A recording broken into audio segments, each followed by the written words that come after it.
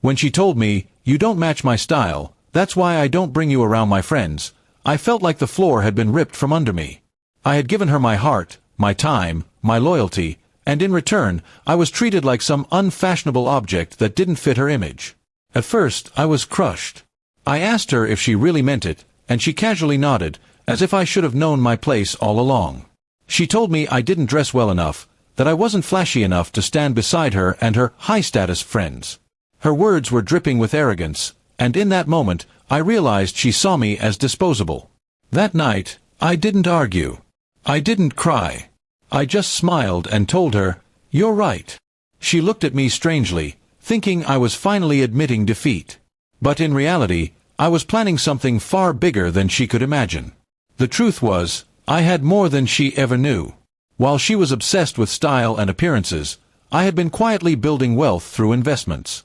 My simple clothes and plain lifestyle weren't because I was poor, they were because I didn't feel the need to flaunt what I had. And now, I knew exactly how to use that fact against her. Over the next month, I distanced myself from her while pretending to still care. I let her believe she was in control, that she could still belittle me. Meanwhile, I began planning a little surprise. I upgraded my wardrobe, polished my image, and started attending events she always bragged about wanting invitations to. The day came when I was invited to one of those elite parties, a gathering she used to dream about but could never get into. I arrived in a tailored suit, pulling up in a car she never even knew I owned. Her friends' jaws dropped when they saw me, and whispers followed me all evening. I didn't go alone either. I brought a stunning woman who valued me for who I was, not for what I wore. And then I saw her. She was at the same event, clinging to a man who clearly fit her style. But the look on her face when she spotted me? Pure shock.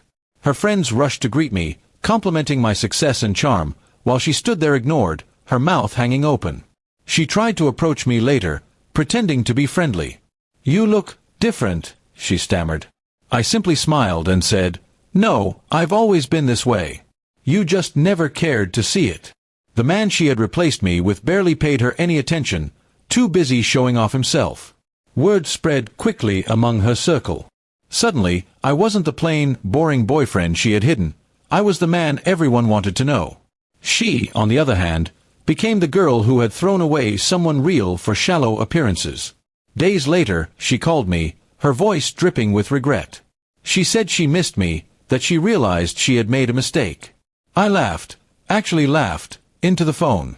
"You told me I didn't match your style," I reminded her. "And you were right. My style is loyalty, respect, and success. Yours is fake smiles and shallow love. We were never a match." Then I hung up. Her friends eventually distanced themselves from her, tired of her pretentious attitude. Meanwhile, I rose higher, respected for who I was and admired for what I had achieved. She ended up exactly where she feared most, alone, embarrassed, and forgotten. In the end, her insult became my fuel. She thought she could reduce me to nothing, but all she did was awaken a side of me she never deserved to see. My revenge wasn't loud or violent. It was living the life she wanted but could never have, while she faded into the background. And as I moved forward, I didn't look back. Because nothing was sweeter than knowing she had thrown away her future for her style, and I had walked away victorious. Months later, I heard she was desperately trying to crawl back into those same social circles, but no one wanted her around anymore. Her stylish boyfriend had left her for someone else, and she was back to living a quiet, unimpressive life, the exact thing she once mocked me for.